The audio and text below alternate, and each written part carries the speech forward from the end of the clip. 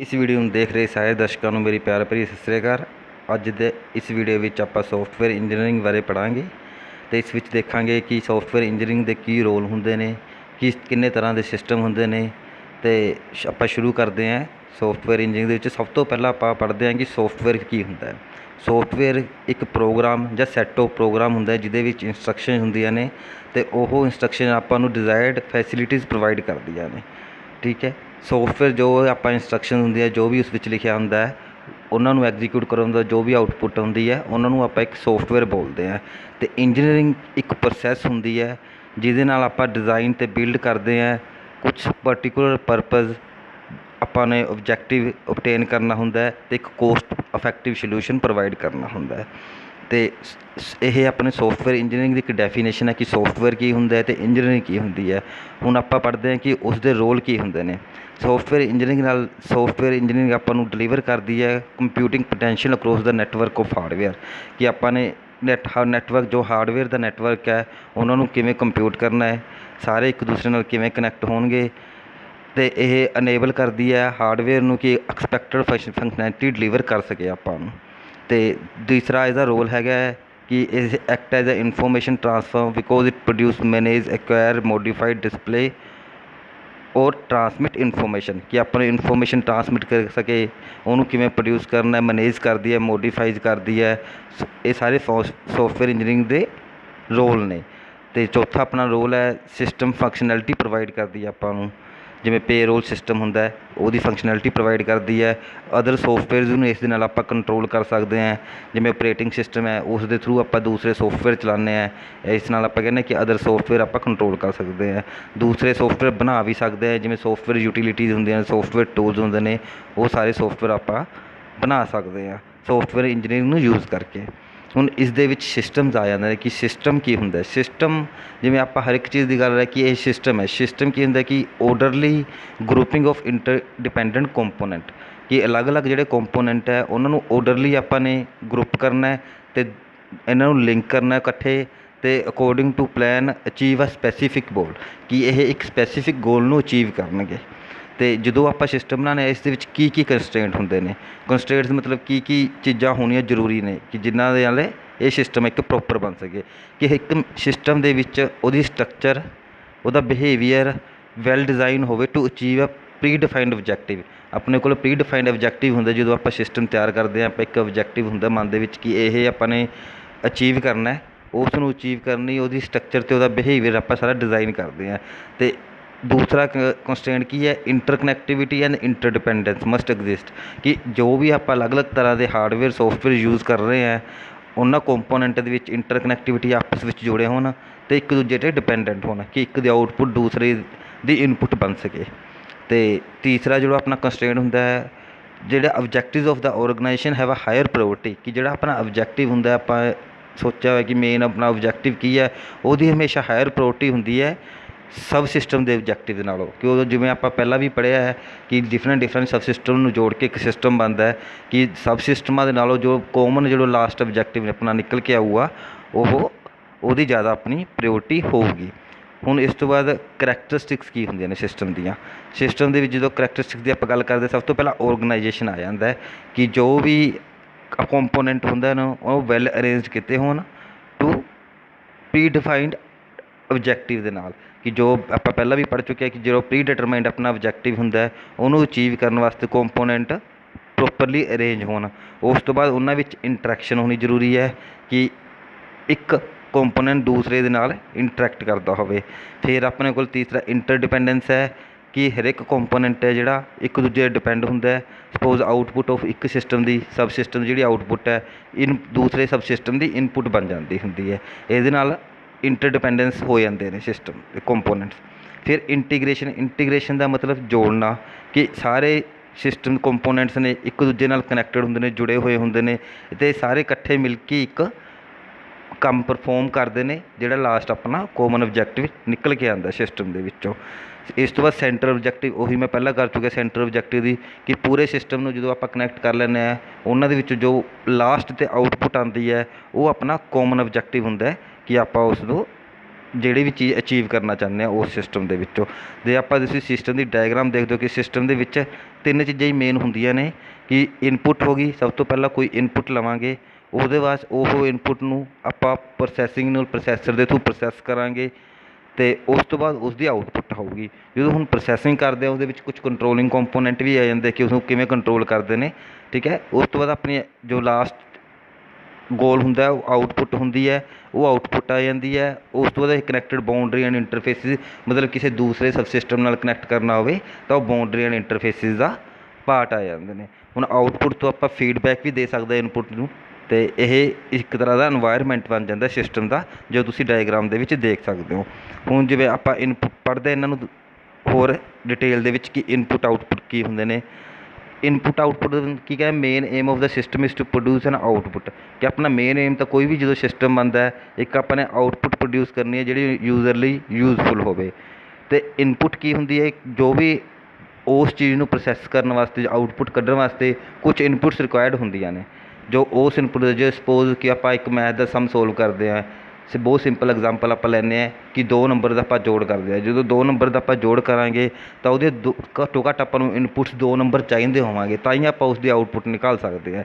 ਇਸ ਕਰਕੇ ਇਨਪੁੱਟ ਆਪਾਂ ਸਿਸਟਮ ਦੇ ਵਿੱਚ ਐਂਟਰ ਕਰਦੇ ਹਾਂ, ਜੋ ਪ੍ਰੋਸੈਸ ਹੁੰਦੀ ਹੈ ਉਹ 2 ਨੰਬਰ A+B ਸਪੋਜ਼ 2+3 ਐਡ ਹੁੰਦੇ ਨੇ ਅਤੇ ਉਹਨਾਂ ਤੋਂ ਬਣ ਕੇ 5 ਆਉਂਦਾ, ਜਿਹੜੀ ਆਪਣੀ ਆਊਟਪੁੱਟ ਆ ਜਾਂਦੀ ਹੈ। ਇਹਨੂੰ ਆਪਾਂ ਆਊਟਪੁੱਟ ਬੋਲਦੇ ਨੇ। ਜੋ ਇਸ ਤੋਂ ਬਾਅਦ ਪ੍ਰੋਸੈਸਰ ਉਹੀ ਹੈ ਜੋ ਆਪਾਂ ਇਨਪੁੱਟ ਪ੍ਰੋਵਾਈਡ ਕੀਤੀ ਹੈ ਉਹਨਾਂ ਨੂੰ ਪ੍ਰੋਸੈਸ ਕਰਦਾ, ਉਹ ਇਨਫੋਰਮੇਸ਼ਨ ਨੂੰ ਪ੍ਰੋਸੈਸ ਕਰਦਾ ਅਤੇ ਡਿਜ਼ਾਇਰ ਰਿਜ਼ਲਟ ਕਰਦਾ ਅਕੋਰਡਿੰਗ ਟੂ ਪ੍ਰੋਸੈਸਿੰਗ। ਜੋ ਵੀ ਆਪਾਂ ਪ੍ਰੋਸੈਸਿੰਗ ਕਰਨੀ ਆ ਉਹਦੇ ਵਿੱਚ ਉਹਦੇ ਅਕੋਰਡਿੰਗਲੀ ਰਿਜ਼ਲਟ ਕਰਦਾ। ਫਿਰ ਆਪਣਾ ਇੱਕ ਕੰਟਰੋਲ ਪਾਰਟ ਹੈ, ਕੰਟਰੋਲ ਐਲੀਮੈਂਟ ਗਾਈਡ ਦਾ ਸਿਸਟਮ, ਕੀ ਗਾਈਡ ਕਰਦਾ ਕਿ ਪ੍ਰੋਸੈਸਿੰਗ ਕੀ ਕਰਨੀ ਹੈ, ਕੀ ਡਿਸੀਜ਼ਨ ਲੈਣੇ ਨੇ, ਜੇ ਇਹ ਰਿਜ਼ਲਟ ਆਉਂਦਾ ਤਾਂ ਆਪਾਂ ਨੇ ਕੀ ਕਰਨਾ ਹੈ, ਇਸ ਨੂੰ ਆਪਾਂ ਕੰਟਰੋਲਿੰਗ ਦੇ ਵਿੱਚ ਕਾਊਂਟ ਕਰਦੇ ਨੇ। ਅਤੇ ਫੀਡਬੈਕ ਜਦੋਂ ਆਪਣੇ ਆਊਟਪੁੱਟ ਆ ਜਾਂਦੀ ਹੈ ਤਾਂ ਉਸ ਆਊਟਪੁੱਟ ਨੂੰ ਆਪਾਂ ਦੁਬਾਰਾ ਇਨਪੁੱਟ ਵੱਲ ਭੇਜਦੇ ਹਾਂ ਕਿ ਦੇਖਣ ਵਾਸਤੇ ਇਹ ਕਿ ਫੀਡਬੈਕ ਇਸ ਦੀ ਫੀਡਬੈਕ ਕੀ ਹੈ, ਇਹ ਸਿਸਟਮ ਆਪਾਂ ਨੂੰ ਕਿਸ ਤਰ੍ਹਾਂ ਦੀ ਆਊਟਪੁੱਟ ਦਿੰਦਾ ਹੈ। ਇਹ ਫੀਡਬੈਕ ਨੈਗੇਟਿਵ ਅਤੇ ਪੋਜ਼ੀਟਿਵ ਦੋਨੇ ਤਰ੍ਹਾਂ ਦੀ ਹੋ ਸਕਦੀ ਹੈ। ਅਤੇ ਇਨਵਾਇਰਮੈਂਟ ਜਦੋਂ ਸਿਸਟਮ ਦੇ ਆਸ-ਪਾਸ ਦੀ ਬਾਊਂਡਰੀਜ਼ ਅਤੇ ਇੰਟਰਫੇਸਿਸ ਨੂੰ ਆਪਾਂ ਇਨਵਾਇਰਮੈਂਟ ਕਹਿ ਦਿੰਦੇ ਹਾਂ, ਜਿਸ ਦੇ ਵਿੱਚ ਉਹ ਸਿਸਟਮ ਪਰਫੋਰਮ ਕਰਦਾ। ਇਸ ਨੂੰ ਆਪਾਂ ਉਸ ਸਿਸਟਮ ਦਾ ਇਨਵਾਇਰਮੈਂਟ ਕਹਿ ਦਿੰਦੇ ਹਾਂ। ਇਸ ਤੋਂ ਬਾਅਦ ਆਪਣੇ ਕੁਛ ਆ ਜਾਂਦੇ ਟਾਈਪਸ ਆਫ ਸਿਸਟਮ, ਕਿ ਸਿਸਟਮ ਕਿਹੜੇ ਟਾਈਪ ਦੇ ਹੁੰਦੇ ਨੇ। ਸਭ ਤੋਂ ਪਹਿਲਾਂ ਜਿਹੜੀ ਟਾਈਪ ਹੈ ਉਹ ਫਿਜ਼ੀਕਲ ਔਰ ਅਬਸਟਰੈਕਟ ਸਿਸਟਮ ਦੇ ਵਿੱਚ ਡਿਵਾਈਡ ਕੀਤੀ ਹੈ। ਫਿਜ਼ੀਕਲ ਸਿਸਟਮ ਜਿਵੇਂ ਨਾਮ ਤੋਂ ਹੀ ਪਤਾ ਹੈਗਾ, ਫਿਜ਼ੀਕਲ ਮਤਲਬ ਇਹਨੂੰ ਟੈਂਜੀਬਲ ਐਂਟੀਟੀਜ਼ ਬੋਲਦੇ ਆ, ਜਿਹਨੂੰ ਆਪਾਂ ਟੱਚ ਕਰ ਸਕੀਏ, ਫਿਜ਼ੀਕਲ ਫੀਲ ਕਰ ਸਕੀਏ, ਟੱਚ ਕਰ ਸਕੀਏ, ਉਹ ਫਿਜ਼ੀਕਲ ਸਿਸਟਮ ਹੁੰਦੇ ਨੇ। ਜਿਵੇਂ ਡੈਸਕ, ਚੇਅਰ, ਠੀਕ ਹੈ, physical part of the computer ਨੇ, ਜੋ ਕੰਪਿਊਟਰ ਦੇ ਕੁਛ ਪਾਰਟ ਨੇ, ਉਹ ਸਿਸਟਮ ਹੈ ਕੁਛ, ਠੀਕ ਹੈ, ਉਹਨੂੰ ਆਪਾਂ ਫਿਜ਼ੀਕਲ ਸਿਸਟਮ ਕੰਪਿਊਟਰ ਨੂੰ ਆਪਾਂ ਇੱਕ ਫਿਜ਼ੀਕਲ ਸਿਸਟਮ ਕਹਿ ਦਾਂਗੇ। ਅਤੇ ਅਬਸਟਰੈਕਟ ਸਿਸਟਮ ਦੇ ਵਿੱਚ ਨੋਨ ਫਿਜ਼ੀਕਲ ਐਂਟੀਟੀਜ਼ ਹੁੰਦੇ ਆ ਕਿ ਉਹਨਾਂ ਨੂੰ ਆਪਾਂ ਟੱਚ ਨਹੀਂ ਕਰ ਸਕਦੇ। ਉਹ ਕਿਸ ਤਰ੍ਹਾਂ ਦੀਆਂ ਹੋਣਗੀਆਂ, ਉਹ ਕੁਛ ਫਾਰਮੂਲਾ ਟਾਈਪ ਦੀਆਂ ਹੋਣਗੀਆਂ, ਕੋਈ ਮੋਡਲ ਹੋਊਗਾ ਰੀਅਲ ਸਿਸਟਮ ਦਾ, ਫਾਰਮੂਲੇਜ਼ ਹੋਣਗੇ, ਉਹਨਾਂ ਨੂੰ ਆਪਾਂ ਟੱਚ ਨਹੀਂ ਕਰ ਸਕਦੇ, ਸਿਰਫ ਸਮਝ ਸਕਦੇ ਹਾਂ, ਉਹਨਾਂ ਨੂੰ ਆਪਾਂ ਅਬਸਟਰੈਕਟ ਸਿਸਟਮ ਬੋਲ ਦਿੰਦੇ ਹਾਂ। ਅਤੇ ਦੂਸਰੀ ਟਾਈਪ ਆ ਜਾਂਦੀ ਸਿਸਟਮ ਦੀ ਓਪਨ ਔਰ ਕਲੋਜ਼ ਸਿਸਟਮ। ਓਪਨ ਸਿਸਟਮ ਦੇ ਵਿੱਚ ਕੀ ਉਹ ਓਪਨ ਸਿਸਟਮ ਇਨਵਾਇਰਮੈਂਟ, ਜੋ ਆਪਾਂ ਨੇ ਗੱਲ ਕੀਤੀ ਇਨਵਾਇਰਮੈਂਟ ਨਾਲ ਇੰਟਰੈਕਟ ਕਰਦੇ ਨੇ, ਇਨਪੁੱਟ ਰਿਸੀਵ ਕਰਦੇ ਨੇ ਅਤੇ ਆਊਟਪੁੱਟ ਡਿਲੀਵਰ ਕਰਦੇ ਨੇ ਆਊਟਸਾਈਡ ਸਿਸਟਮ ਨੂੰ। ਇਹਦੀ ਐਗਜ਼ਾਮਪਲ ਕੀ ਹੈ, ਕੋਈ ਵੀ ਇਨਫੋਰਮੇਸ਼ਨ ਸਿਸਟਮ ਹੈ ਜਿਹੜਾ ਚੇਂਜਿੰਗ ਇਨਵਾਇਰਮੈਂਟ ਕੰਡੀਸ਼ਨ ਨੂੰ ਅਡੋਪਟ ਕਰਦਾ ਹੈ, ਠੀਕ ਹੈ, ਉਹ ਓਪਨ ਸਿਸਟਮ ਬਣ ਜਾਂਦਾ। ਕਲੋਜ਼ ਸਿਸਟਮ ਇਨਵਾਇਰਮੈਂਟ ਨਾਲ ਨਹੀਂ ਇੰਟਰੈਕਟ ਕਰਦਾ, ਕਿ ਕਲੋਜ਼ ਹੁੰਦਾ, ਆਪਣੇ ਆਪ ਦੇ ਵਿੱਚ ਹੁੰਦਾ, ਆਈਸੋਲੇਟਡ ਹੁੰਦਾ ਇਨਵਾਇਰਮੈਂਟ ਇਨਫਲੂਐਂਸ ਤੋਂ, ਇਸ ਕਰਕੇ ਆਪਾਂ ਨੂੰ ਉਸਦਾ ਨਾਮ ਕਲੋਜ਼ ਸਿਸਟਮ ਕਹਿੰਦੇ ਹਾਂ। ਤੀਸਰਾ ਜੋ ਆਪਣਾ ਸਿਸਟਮ ਹੈ ਅਡਾਪਟਿਵ ਐਂਡ ਨੋਨ ਅਡਾਪਟਿਵ ਸਿਸਟਮ। ਅਡਾਪਟਿਵ ਸਿਸਟਮ ਮਤਲਬ ਅਡਾਪਟ ਕਰਨਾ, ਕਿਸੇ ਵੀ ਇਨਵਾਇਰਮੈਂਟ ਨੂੰ ਅਡੋਪਟ ਕਰਨਾ। ਅਡੋਪਸ਼ਨ ਦਾ ਮਤਲਬ ਹੁੰਦਾ ਅਡੋਪਟਿਵ ਦਾ ਕਿ ਅਡਾਪਟ ਹੋ ਜਾਣਾ ਕਿਸੇ ਵੀ ਇਨਵਾਇਰਮੈਂਟ ਦੇ ਵਿੱਚ।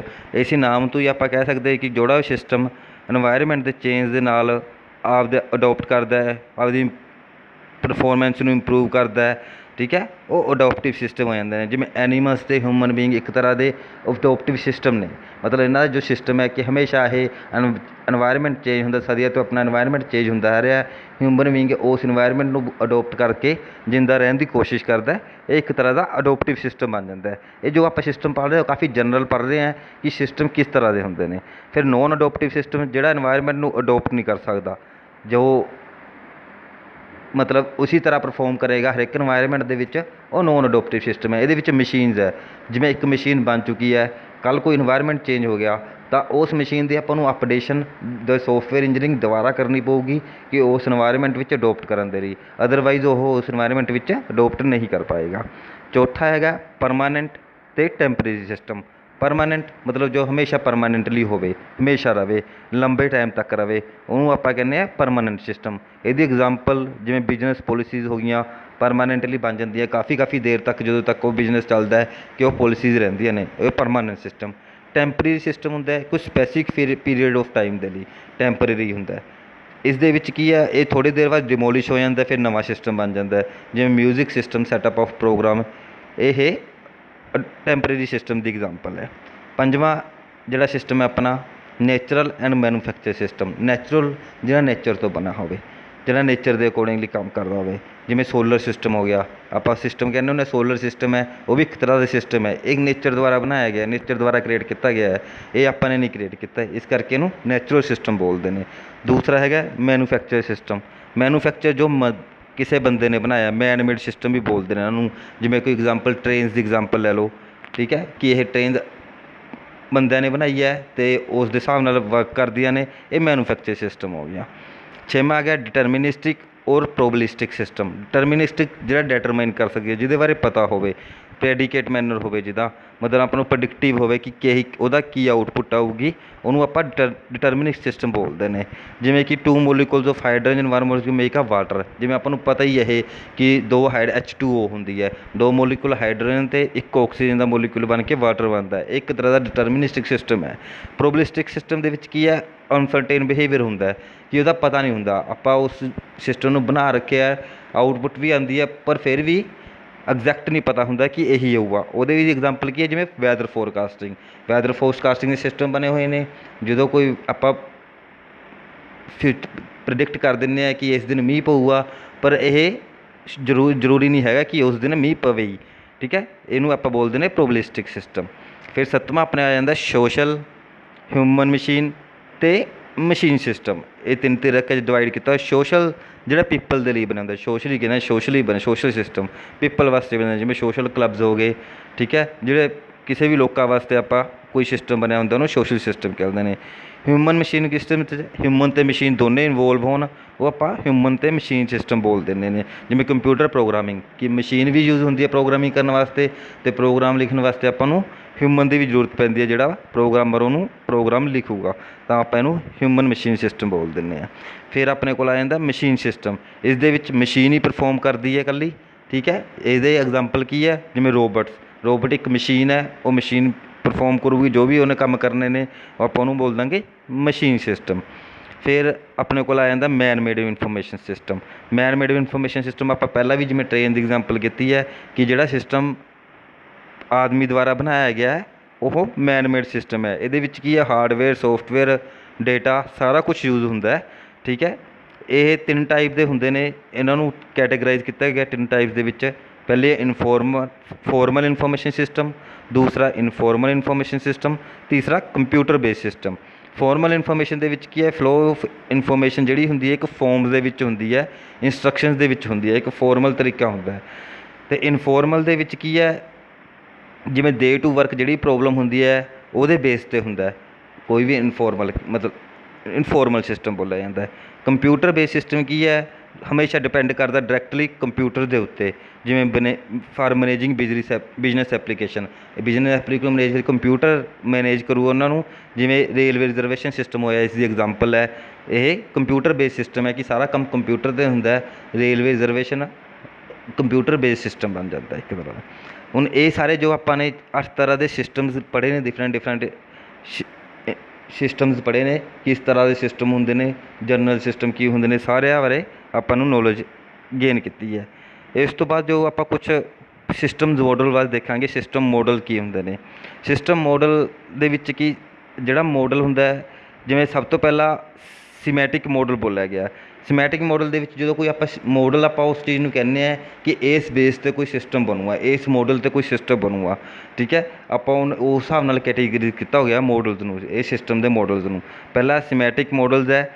ਸੀਮੈਟਿਕ ਮੋਡਲ ਦੇ ਵਿੱਚ ਕਿ 2D ਚਾਰਟਸ ਹੁੰਦੇ ਨੇ, ਜਿਹਦੇ ਵਿੱਚ ਐਲੀਮੈਂਟਸ ਲਿੰਕ ਹੁੰਦੇ ਨੇ ਇੱਕ ਦੂਸਰੇ ਨਾਲ। ਆਪਣਾ ਜਿਵੇਂ ਚਾਰਟ ਬਣਿਆ ਹੁੰਦਾ, ਡਿਫਰੈਂਟ ਐਰੋ ਯੂਜ਼ ਕੀਤੇ ਜਾਂਦੇ ਨੇ ਇਨਫੋਰਮੇਸ਼ਨ ਫਲੋ ਅਤੇ ਮਟੀਰੀਅਲ ਫਲੋ ਅਤੇ ਫੀਡਬੈਕ ਵਾਸਤੇ, ਠੀਕ ਹੈ। ਉਹਨੂੰ ਆਪਾਂ ਬੋਲਦੇ ਨੇ ਸੀਮੈਟਿਕ ਮੋਡਲ। ਫਿਰ ਆਪਣੇ ਕੋਲ ਆ ਜਾਂਦਾ flow system model. Flow system ਦਾ ਮਤਲਬ 'ਚ ਕੀ ਹੈ, ਇਹਦਾ ਫਲੋ ਕੀ ਹੈ। ਇਹ ਮੋਡਲ ਆਪਾਂ ਨੂੰ ਦੱਸਦਾ ਕੋਈ ਵੀ ਚੀਜ਼ਾਂ ਚੱਲ ਰਹੀ ਹੈ, ਜਿਹੜਾ ਮਟੀਰੀਅਲ ਹੈ, ਆਪਣੇ ਜਿਹੜੇ ਰਿਸੋਰਸਿਸ ਹੈ, ਉਹਨਾਂ ਦਾ ਆਰਡਰਲੀ ਫਲੋ ਕੀ ਹੈ, ਠੀਕ ਹੈ। ਉਹ ਸਾਰੀ ਇਨਫੋਰਮੇਸ਼ਨ ਜਿਹੜੀ ਹੋਲਡ ਕਰਦੇ ਨੇ, ਇਹਨਾਂ ਸਿਸਟਮਾਂ ਨੂੰ ਕਹਿੰਦੇ ਨੇ ਫਲੋ ਸਿਸਟਮ ਮੋਡਲ, ਕਿ ਜਿਹੜਾ ਆਪਾਂ ਨੂੰ ਫਲੋ ਦੱਸਦਾ। ਫਿਰ ਆਪਣੇ ਕੋਲ ਤੀਸਰਾ ਆ ਜਾਂਦਾ ਸਟੈਟਿਕ ਸਿਸਟਮ ਮੋਡਲ। ਇਹ ਸਟੈਟਿਕ ਸਿਸਟਮ ਮੋਡਲ ਦੇ ਵਿੱਚ ਕੀ ਰਿਲੇਸ਼ਨਸ਼ਿਪ ਹੁੰਦੀ ਹੈ, ਇਹ ਕਿਸੇ ਵੀ ਪੇਅਰ ਦੇ ਵਿੱਚ ਰਿਲੇਸ਼ਨਸ਼ਿਪ ਹੁੰਦੀ ਹੈ। ਜਿਵੇਂ ਦੀ ਐਗਜ਼ਾਮਪਲ ਐਕਟੀਵਿਟੀ ਟਾਈਮ ਚਾਰਟ ਹੁੰਦੇ ਨੇ ਆਪਣੇ, ਕੋਸਟ ਕੁਆਲਿਟੀ ਕੁਆਂਟਿਟੀ, ਇਹ ਸਾਰੀ ਰਿਲੇਸ਼ਨਸ਼ਿਪ ਨੂੰ ਜਿਹੜਾ ਡਿਸਕਰਾਈਬ ਕਰਦਾ, ਉਹਨਾਂ ਨੂੰ ਆਪਾਂ ਸਟੈਟਿਕ ਸਿਸਟਮ ਬੋਲਦੇ ਨੇ। ਫਿਰ ਆਪਣੇ ਕੋਲ ਆ ਜਾਂਦਾ ਡਾਇਨਾਮਿਕ ਸਿਸਟਮ ਮੋਡਲ। ਇਸ ਦੇ ਵਿੱਚ ਕੀ ਹੁੰਦਾ ਕਿ ਸਾਰਾ ਜੋ ਕੰਮ ਹੁੰਦਾ ਡਾਇਨਾਮਿਕਲੀ ਕੰਮ ਹੁੰਦਾ।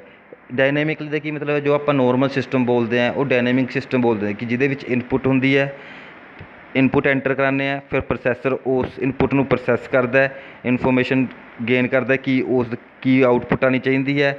ਉਸ ਤੋਂ ਬਾਅਦ ਆਪਣੀ ਆਊਟਪੁੱਟ ਪ੍ਰੋਡਿਊਸ ਹੁੰਦੀ ਹੈ, ਉਸ ਪ੍ਰੋਸੈਸਿੰਗ ਤੋਂ ਬਾਅਦ ਉਹਨੂੰ ਆਪਾਂ ਡਾਇਨਾਮਿਕ ਸਿਸਟਮ ਬੋਲਦੇ ਹਾਂ। ਅੱਜ ਦੀ ਵੀਡੀਓ ਵਿੱਚ ਇੰਨਾ ਹੀ, ਧੰਨਵਾਦ।